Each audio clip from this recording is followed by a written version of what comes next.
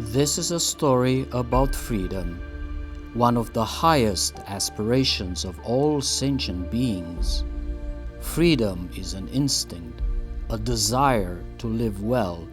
For the deep thinkers who walk the earth, freedom is a collection of deep principles. They are about maintaining the quality of life, about thriving towards an old age. Freedom is about finding the potential, reaching the potential, understanding what life can be and what life cannot be. We think, we hope, this is what freedom should be about. Humans did not have freedom on top of their minds throughout their long history. When a new social order emerged, humans developed a passion for freedom. They became aware that they are autonomous, unique beings who are in charge of their own future. This came with a high price, loneliness and anxiety. As individuals, humans found themselves positioned against society, in fierce battles for existence, in competitions for wealth, power, status, privilege.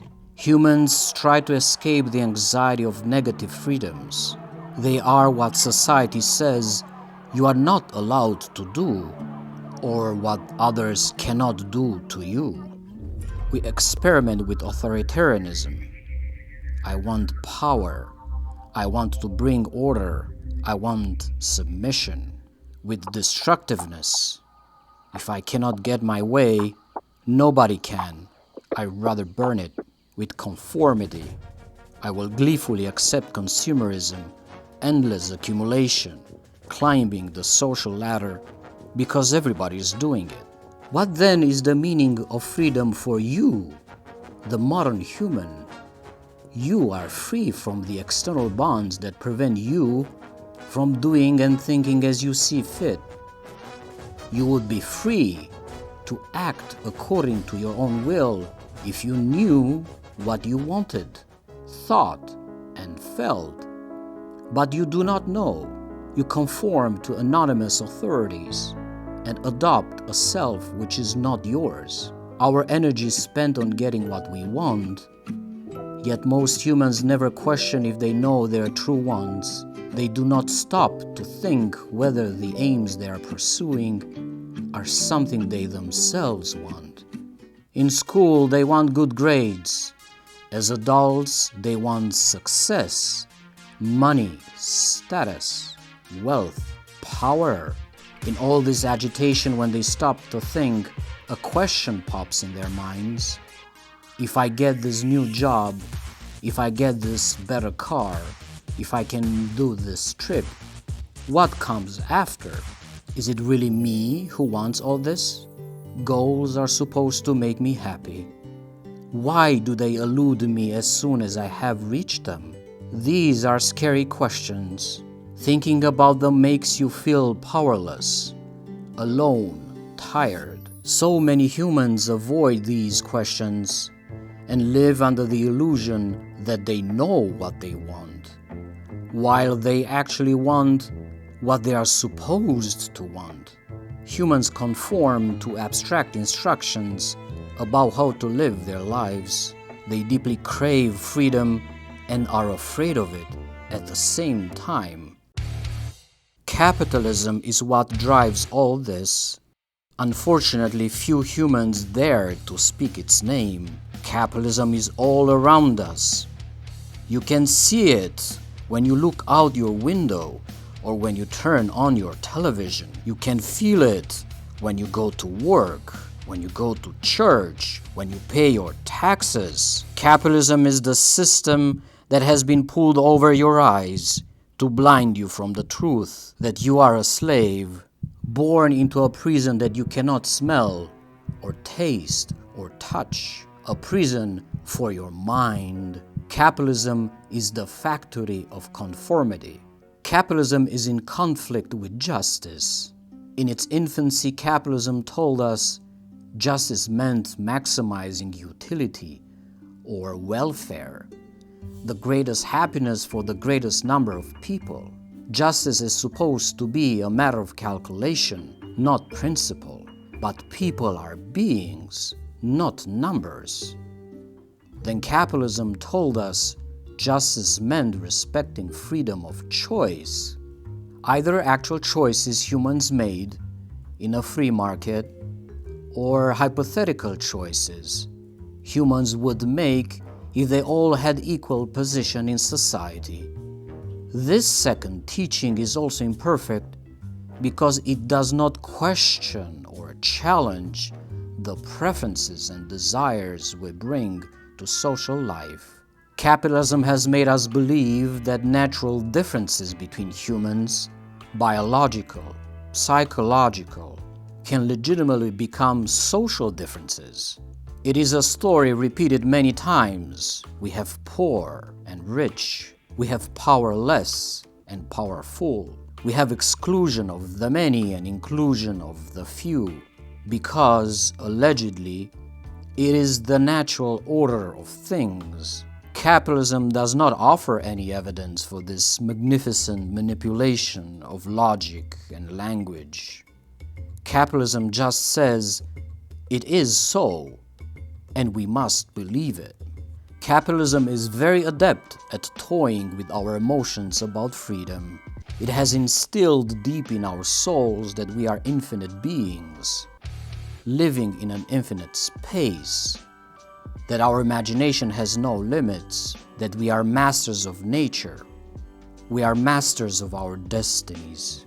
If we only worked hard, deployed ambition, navigated the storm of life, or were the first human who invented something allegedly useful that millions would buy, our rewards would not be bounded by anything in nature. We would be allowed to amass vast wealth. We would be permitted to yield unchecked power over the destinies of others. In the name of freedom, capitalism has incentivized humans to carve out the body of Earth, to brutalize forms of life that had evolved over millions of years. Equilibrium, interdependency, symbiosis have made possible the spectacular rise of our species. Against these hard facts, capitalism has pushed a simple-minded agenda. Grow, be free, don't think about others, only you matter. Instead of freeing us to explore our friendship with living nature, capitalism has chained us in our own minds with untrue stories about human nature. Capitalism is silent about the third way of justice, which is the cultivation of virtue and the reasoning about the common good. What is the common good? It can be an abstract idea, such as the feeling of belonging to a nation, or a tangible thing, such as the land we walk on, or the rivers that quench our thirst. Our relation to the common good cannot be forged in isolation from each other, because it is a common good. We do need nature to live, but when our relation to nature is one of limitless taking instead of careful maintaining, the notion of common good weakens. We have found ourselves in a race of who can take the most. This race is already finished, without us not even realizing. A finish line was put in place by Mother Earth. She told us how much she had to give, but we did not listen. We kept taking and taking because we thought we had the freedom to do so. It was a freedom with consequences, as all freedoms, both negative and positive, have their consequences. We can use markets as useful instruments for organizing productive activity, but we cannot let markets rewrite our freedoms, our principles, and destabilize the foundation of life. its equilibriums, interconnections, symbiosis. Privilege and affluence are also an escape from society. Private health clubs replace municipal recreation centers. Expensive residential communities hire private security guards and rely less on public police protection. A second or third car removes the need to rely on public transportation. Privilege and affluence are pushing humans away from each other and away from potential of just prosperity for all. This is how inequalities are corroding freedoms and the fabric of solidarity.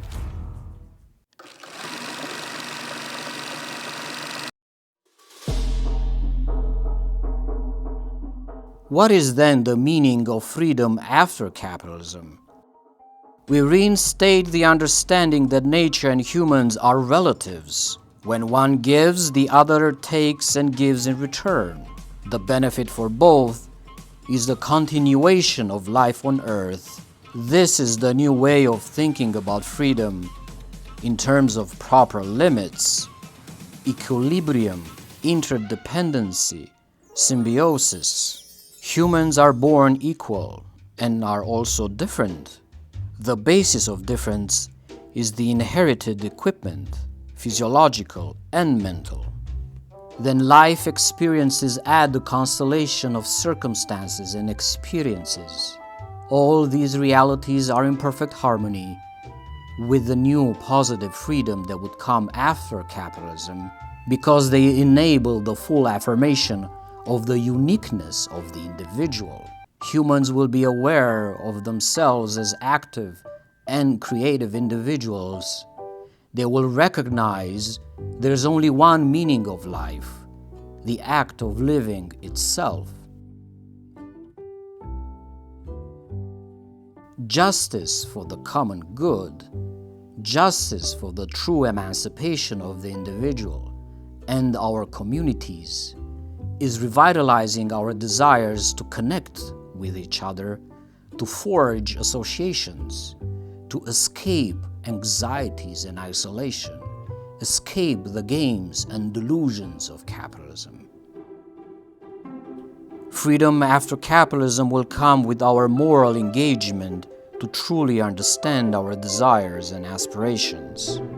We can emancipate ourselves from what capitalism has forced us to believe, and in doing so, we will discover great treasures, ourselves and each other.